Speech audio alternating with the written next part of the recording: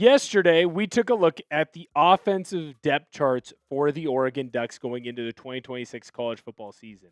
I thought that today would be fun to look at Duck Wire Zachary Neal's latest guess at where the defensive side of the football is going to be for the two deep. The Oregon Football Report is presented by Prize Picks. I am your host, Will Ortner. And I think that as you go through Neal's depth charts right now, first of all, you are going to see a lot of names that you expected them to be in the positions that they are in. But there are going to be a few guys that are either higher or potentially lower than maybe you would have expected them to be. I also think the more and more that we look at this depth chart from Neal, and I do think that he does a fantastic job covering the team, I think that we are going to have the opportunity to potentially see some guys who are lower on the depth chart rise up very quickly because of how much talent and potential they have as young players, whether they are redshirted freshmen or true freshmen. Hit that subscribe button on the channel. We are so close to 4K subscribers. Help us out. It means a great deal to us. We're only 55 away from that elusive 4K. Hit that subscribe button. We got you covered every single day on the latest Oregon news. So let's start with the defensive line for the Ducks. I think that this might be the deepest position room that they have after the latest information that we have learned. The starting four, obviously, the top in college football. When you look between Matayo Uiagalelei and Amari Washington, Bear Alexander, shout out to Amari Washington, by the way, ending up on the freaks list. That's always a good sign. Tatum Tuioti, elite crew, really talented. Now, you're going to notice on the two deep that there are some guys that are in multiple spots. There are some guys like Elijah Rushing and Tank Jones that are listed as backups in two different places. You are going to see those guys, in my opinion, rotate in the different spots that they are at. But more importantly, I do think that you are going to see those guys kind of work as the 3 and the 4. I'll dive into that here in a little bit more, but I just want to highlight just how deep this group is. You have freshmen that are already coming in making plays. You have veterans. You have transfer players that are already coming in making a name for themselves. I know that early on it was, hey, the starters all came back, but everyone else left in the transfer portal. It's important to realize just how deep this crew is. Transfer portal players came in. There were guys who decided to stay that were okay with waiting another year before they had their opportunity to be a starter that are here. This group is awesome. You hear Coach Hampton talk about them all the time. You hear Coach Lanning talk about them all the time. I'm very excited on seeing what this crew can do. Let's get back to that third edge because this is the position battle that'll be interesting. Now, obviously, Matayo Uiagalelei and Tatum Tuioti, they are going to be on the field the vast majority of the time. But the Ducks do like to have a rotation. They're a good team at getting a high snap share, especially for players that have shown they can be very successful. Now, Elijah Rushing, he was obviously someone who kind of struggled early on or maybe didn't quite live up to the expectations that we may have had for him being such a highly touted recruit. Tank Jones, obviously being a young, big-time recruit coming in, hoping that he can make plays early. I've been impressed with both of them, but I think Rushing is the one that stands out the most to me. He had a very good spring season. Obviously, a lot of people were raving about him like Ray Lewis, and I think that that is important to talk about, where just because someone who was a 2 last year left doesn't mean that the Ducks do not have a deep crew around them. So that's one of the position battles that I'm going to be looking forward to seeing how it plays out. Now, it's not going to be a starter position battle, and that's okay. It is going to be a position battle that is for that third spot, which will be sneaky more important than I think most people realize. Next, we're going to look at the linebacker room and what everything entails there. We have 3 different spots, 3 different guys. I know some people are going to come at me for the sandbacker. Some are going to say that's actually an edge as well. This is how I separated it. Understand that this is my depth charts, and I'm just following along with what Neal put in his piece. Before we get into that, though, I need to let you know that today's show is made possible by Prize Picks. Prize Picks is America's #1 sports picks app and is the best place to win cash while watching sports. With the football season right around the corner, there's no better time to cash in with our friends at Prize Picks. And I'll tell you this, the app is really easy to use. For player picks, just pick more or less on a few players' stats and lock in your lineup. That's it. Prize Picks is available in most states, including California, Texas, and Florida. One thing I love is the new social feeds feature where you can share Prize Picks with your friends and copy lineups with a single click. You can actually follow me on the app at BigWill7774 to see all of my lineups.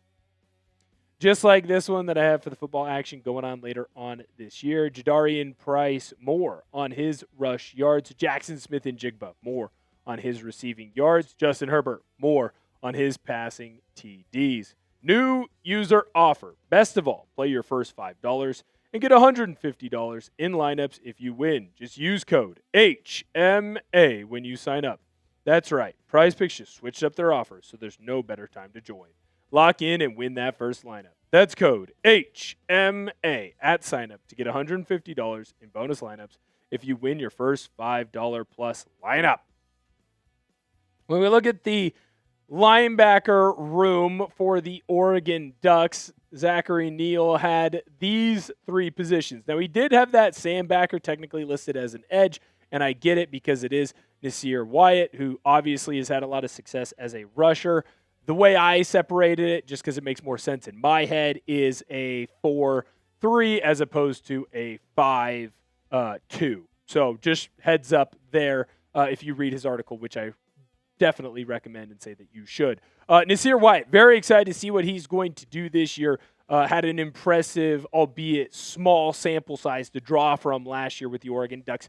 Mixon obviously played a key role for the Ducks last year. The guy that I think is kind of the wild card here is Devin Jackson. When you look at Jackson, he is someone that the more and more that I hear about him, the more and more I can't wait to see just how he has grown as a player. He's someone who ended up on that freaks list as well. I think I saw 24 miles per hour is the speed that he's been running at. It's absolutely absurd. He's making big-time plays already. This group does have to perform well. On the defensive side, if there are any questions around a position group, it is this position group. So this group has to show that they can play, one, up to their potential, but two, probably exceed that. When you lose a guy like Bryce Betcher, that is something that is going to hinder you, no matter how successful the next guys are, because of, one, how talented he was, two, how well he had played at the position, three, his veteran presence that he had because he'd been there for a while, and then four, I just think he was an incredible leader. The Ducks need to make sure that they can find some version of that with his linebacker room. Don't necessarily have to have the leader, the top dog on that defense, but you definitely have to have some leadership there. Which Ducks position group, could be offense or defense, do you have the most confidence in? Let us know down below in the comment section. Is it the quarterback room, wide receiver room, running back room, D-line? Where are you going? Very interested in hearing what you have to say there. Let's look at the cornerbacks for the Oregon Ducks. I think this one was pretty clear. You knew that Finney and Iffy were going to be the top guys. Finney, obviously, on the field side. Iffy on the boundary corner side. Now, Carl Williams is interesting because he has positioned himself as that number one in the nickel spot. Also important to remember, Offord, he's also positioned himself to where he's basically the cornerback 3, which is good for him. When we look at Williams, he is in a position battle, in my opinion, with Davon Benjamin. And I certainly think that this is a closer battle than people realize because Benjamin was able to make a lot of plays during the spring season. Now, Benjamin is a younger player where Williams is a veteran guy. He's someone who's been around the block a little bit, having transferred in, and he is someone that has played college football before. That is something important. What's also important is that the Oregon Ducks are not afraid to rotate different spots, and if the Ducks take care of business like we think that they can, you're probably going to get to see both of them as they try and figure out who's going to be the best person to perform at that position during the nitty-gritty when you get into that November month for the Big Ten title and for playoff implications. So don't be shocked if during September you see a rotation here. It's certainly going to be a fun battle to watch, in my opinion. I just think that the Oregon Ducks have really positioned this roster so that it's deep, loaded, and extremely, extremely impressive with all the talent that they have stacked in that room. I cannot wait. It's going to be very, very exciting to see what everyone does, and that will be great there. We're going to dive into the final position group here, and it's going to be that safety room. I'm very excited to see what Perich is going to be in Eugene. Also important to remember that Aaron Flowers was successful as well. Trey McNutt, you're going to notice that he is the backup, a.k.a. the third safety at both positions. One, I think that shows just how talented he is as a player, but also his athleticism and the different things that he is going to be able to accomplish. I can't wait to see him. I was really excited last year for the potential of him playing. Obviously, he ended up getting a raw deal with his injury, so he didn't end up playing for the Ducks at all. In my opinion, when you look at this team, this defense is loaded from top to bottom. There's a ton of talent. There is a ton of depth, and that is a really good thing. We're going to end the show kind of going over a couple of things that we're going to just briefly touch on here, and I'll go into more detail probably on tomorrow's video when it comes to where the Oregon Ducks are at. First, Joel Klatt. He came out with his preseason top 25. And man, that's a pretty good spot to be. Klatt has the Oregon Ducks as the number one team in the country. My initial reaction and my one-word reaction is finally. Oregon getting the love, the attention, the care that we greatly deserve down in Eugene. Next piece of information. This actually ended up coming to fruition right as we were getting ready to start filming. Brayton Feaster, the top uncommitted player right now in this 2027 class. A player that we told you the Oregon Ducks were in a great position to go and land, and he was supposed to commit in early January, but then, of course, typical, some stuff happened, and he pushed it back, which nothing wrong with that. I guess I shouldn't say typical. That wasn't really fair. Like, sometimes you got to push certain things back. He's going to have his commitment date on Friday the 14th. The rumor is that it'll be earlier rather than later. Pay attention to Pat McAfee, not saying anything there necessarily, but just be aware that he was supposed to originally commit on McAfee's show. This could be a position for him to commit again. Thank you guys so much for hanging out with us today. Hit that subscribe button. I'm telling you right now, Friday was an off day for your boy. It is no longer.